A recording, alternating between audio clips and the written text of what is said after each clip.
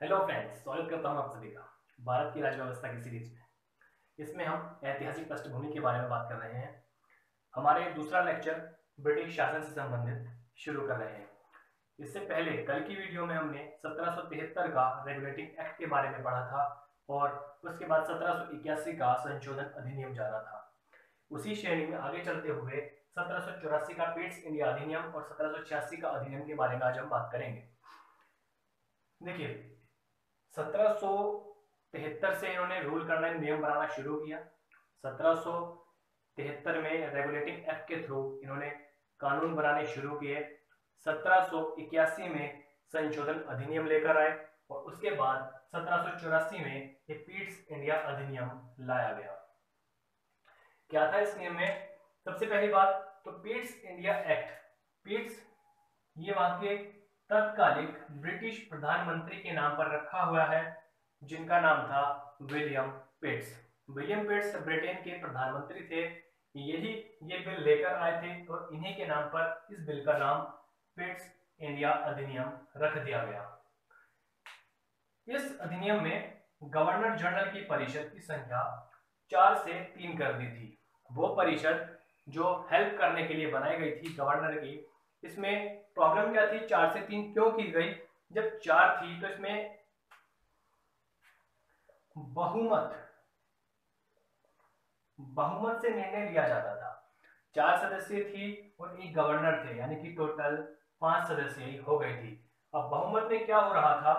बहुमत में आकर जो परिषद थी, परिषद के 3 मेंबर एक साइड हो जाते थे और एक मेंबर अलग होता था, साथ में गवर्नर मिल जाते थे, तो गवर्नर की बात नहीं मानी जाती थी। तो पारित बिल इनकी बहुमत से हो जाया करता था। यहां से गवर्नर्स को लगने लगा कि ये मेरे पद की अवहेलना हो रही है, इसलिए उन्होंने यहां पर आकर गवर्नर की संख्या को परिषद की संख्या को 4 से 3 कर दी। 4 से 3 कर दी, जिससे अब बहुमत में गवर्नर को इंक्लूड करना ही पड़ेगा बहुमत में, और बिना गवर्नर के इंक्लूड हुए वो बिल पास हो ही नहीं सकता था। दूसरी बात, कंपनी अधिकृत प्रदेश को। भारत में राज कर रही थी कंपनी, शासन कर रही थी कंपनी, तो नाम दिया गया कंपनी अधिकृत प्रदेश। इस बिल के बाद कंपनी अधिकृत प्रदेश का नाम बदल करके ब्रिटिश अधिकृत प्रदेश कर दिया गया। ये इंपॉर्टेंट है, इसको याद रखिएगा कि कंपनी अधिकृत प्रदेश को ब्रिटिश अधिकृत प्रदेश कहा गया इस अधिनियम के द्वारा भारत को। अगला है, व्यापारिक व राजनीतिक मामले अलग कर दिए गए।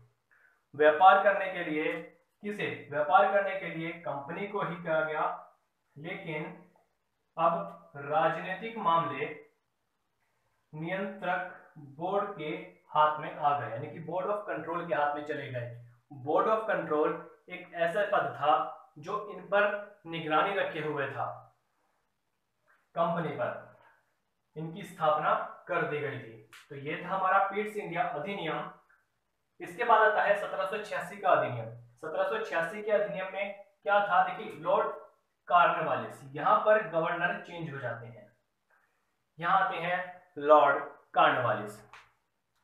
दरअसल लॉर्ड कॉर्नवालिस को जब गवर्नर जनरल बनाया गया तो इन्होंने कुछ मांगे रखी, अपने कुछ मांगे रखी। उन मांगों में था कि मुझे, यानी गवर्नर जनरल के पद को कमांडर इन चीफ का पद दे दिया जाना चाहिए, यानी कि मैं जो निर्णय लूंगा वो सर्वोच्च होंगे, चाहे वो प्रशासनिक हो चाहे वो राजनीतिक हो। तो कमांडर इन चीफ का पद दे दिया गया। इसके बाद विशेष मामलों में काउंसिल के निर्णय को अधिभावी करने और मानने का अधिकार दिया गया। अर्थात जो विशेष मामले हैं राजस्व से संबंधित या कोई प्रशासनिक संबंधित, उसमें काउंसिल के निर्णय को, कौन सी काउंसिल के निर्णय को? जो परिषद बनाई थी इन्होंने, जो काउंसिल बनाई थी, इसमें उन्होंने कहा कि मुझे, यानी गवर्नर जनरल के पद को सर्वोच्च कर दिया जाए, अपनी मर्जी से मैं उसको मानूं या नहीं मानूं, ये निर्णय मेरे ऊपर होना चाहिए। इसी क्रम में आगे का देखेंगे हम। ये था 1786 का अधिनियम। अब इसके बाद हम एक अधिनियम को जानेंगे, वो अधिनियम है 1793 का अधिनियम। तो आइए देखते हैं क्या है 1793 का अधिनियम में। इससे पहले के एक्ट में जो कार्नवालिस की मांगे थी कि मुझे कमांडर इन चीफ का पद दिया जाए और साथ में मुझे काउंसिल के निर्णय को मानने या न मानने का अधिकार दिया जाए, इन सभी निर्णयों को आगे के जर्नल्स में, आगे के गवर्नर जनरल के और प्रेसिडेंसियों पर लागू कर दिया गया। अर्थात जो मांगे कार्नवालिस ने की थी वो सभी मांगों को आगे के गवर्नर जो आएंगे उन पर भी लागू कर दिया गया। व्यापार के एकाधिकार को अगले 20 वर्षों के लिए बढ़ा दिया गया। कंपनी व्यापार करने आई थी और वहां से अधिकार पत्र यानी घोषणा पत्र लेकर के आई थी। उस घोषणा पत्र को अगले 20 वर्ष के लिए बढ़ा दिया गया। तो ये एग्जाम के पॉइंट ऑफ व्यू से इंपॉर्टेंट हो जाता है कि किस अधिनियम या किस चार्टर के तहत व्यापार के अधिकार को अगले 20 वर्षों के लिए बढ़ा दिया गया। तो 1793 के चार्टर अधिनियम के तहत बोर्ड ऑफ कंट्रोल के सदस्य तथा उनके कर्मचारियों को भारतीय राजस्व के से ही भुगतान किया जाएगा। यानी कि जो यहाँ पर बोर्ड ऑफ कंट्रोल्स थे, बोर्ड ऑफ कंट्रोल्स कहां पर कंट्रोल कर रहे थे?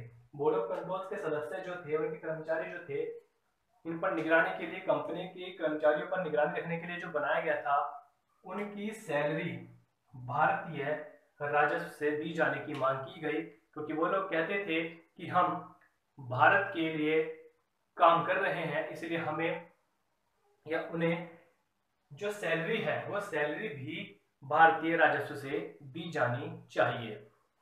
तो ये पॉइंट्स थे 1793 के चार्टर में। 1883 इसके बाद 1813 का चार्टर एक्ट। क्या था इस एक्ट में, देख लेते हैं एक बार। कंपनी के व्यापार के अधिकार को समाप्त कर दिया। देखिए यहां पर बोल रहे हैं कि अगले 20 वर्षों के लिए कंपनी के व्यापार के अधिकार को बढ़ा दिया। एकाधिकार की बात नहीं की गई, कंपनी के अधिकार के, यानी कि सॉरी व्यापार के अधिकार के बारे में। लेकिन यहां 1813 में बोला गया कि व्यापारिक एकाधिकार को समाप्त कर दिया गया। मतलब कंपनी जो ईस्ट इंडिया कंपनी थी उसके पास मोनोपोली थी कि वो भारत में आकर व्यापार करेगी, इसके अलावा कोई और कंपनी भारत में आके व्यापार नहीं कर सकती थी। लेकिन 1813 पे आके ये इस चार्टर के द्वारा एकाधिकार को समाप्त कर दिया जाता है। तो ये भी एग्जाम के पॉइंट ऑफ व्यू से इंपॉर्टेंट है कि किस चार्टर में व्यापारिक एकाधिकार को समाप्त कर दिया गया। किसमें कर दिया गया? 1813 में। अब इन्होंने एकाधिकार को समाप्त कर दिया, अर्थात और कंपनीज, जो ब्रिटेन की और भी कंपनीज भारत में आकर व्यापार करना चाहती थीं, वो भी आकर अब व्यापार कर सकती हैं। इसके बाद लेकिन चाय और चीन के साथ व्यापार का एकाधिकार बना रहेगा। अर्थात कंपनी का एकाधिकार भारत से समाप्त तो कर दिया गया, लेकिन भारत में अगर चाय का व्यापार होगा या चीन के साथ व्यापार होगा, वो दोनों एकाधिकार बने रहेंगे कंपनी के पास ही। ईसाई मिशनरियों को प्रचार व प्रसार की अनुमति प्रदान कर दी गई। ब्रिटिश के जो मिशनरी सिद्ध धार्मिक गुरु थे वो भारत में आकर अपने धर्म का प्रचार कर सकते थे और लोगों को अपने धर्म के प्रति जागरूक बनाकर उनको धर्म परिवर्तन करा सकते थे। ये भी इसमें बता दिया गया था, इसमें परमिशन दे दी गई थी। ईसाई मिशनरी भारत में आकर अपने धर्म का प्रचार कर सकती हैं। अगला है पश्चिमी शिक्षा का प्रसार और प्रचार।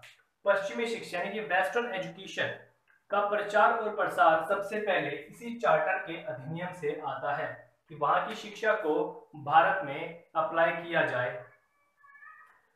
अगला, स्थानीय सरकारों को व्यापारिक कर, व्यक्तियों को, जो स्थानीय सरकार थी, जो यहाँ पर क्षेत्र में या स्थान में सरकार शासन कर रही थी छोटे छोटे क्षेत्रों में, उन्हें कहा गया कि आप व्यक्तियों पर टैक्स लगाइए, व्यक्तियों पर कर लगाइए।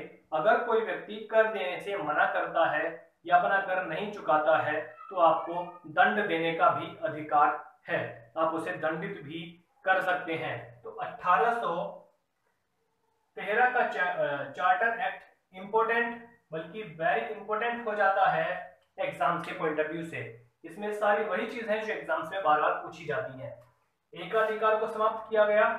सबसे पहली बात, चाय और चीन के साथ व्यापार का एकाधिकार बना रहेगा कंपनी का। ईसाई मिशनरियों को परमिशन दे दी गई कि यहाँ पर आए और अपने धर्म का प्रचार करें। पश्चिमी शिक्षा का प्रचार प्रसार भी किया गया और स्थानीय सरकारों को टैक्स लगाने की अनुमति दे दी गई, साथ में दंड देने की अनुमति भी प्रदान कर दी गई। तो ये सारी चीज 1813 के चार्टर के एक्ट में थी। तो चलिए, वीडियो अच्छी लगी हो तो लाइक कीजिएगा, शेयर कीजिएगा और चैनल को सब्सक्राइब कीजिएगा, ताकि हम आपके लिए ऐसे ही वीडियो को लाते रहें। तब तक के लिए धन्यवाद।